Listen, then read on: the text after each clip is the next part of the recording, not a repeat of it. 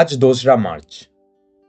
আজ সারা বাংলাদেশে পালিত হয় জাতীয় ভোটার দিবস।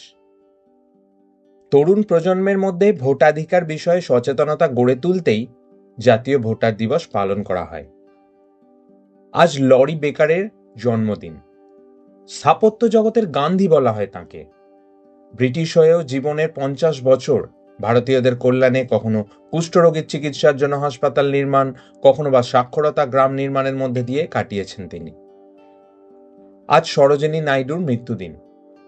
ভারতীয় ইতিহাসে তিনি বিখ্যাত দ্য নাইটিঙ্গেল অফ ইন্ডিয়া নামে। তার জন্মদিনেই সারা দেশ জুড়ে পালিত হয় জাতীয় নারী দিবস।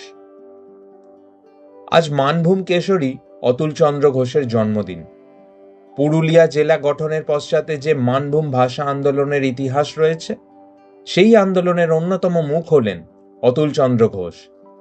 আইন ব্যবসা ছেড়ে গান্ধীজির আদর্শে স্বাধীনতা সংগ্রামে ঝাঁপিয়ে পড়া এই মানুষটির সঙ্গে জাতীয় কংগ্রেসের সম্পর্ক ছিল অত্যন্ত ঘনিষ্ঠ।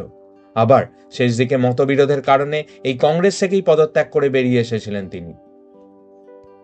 ২রা মার্চ আজকের বাছাইতে আপনাদের জন্য রইল এই তথ্যগুলি।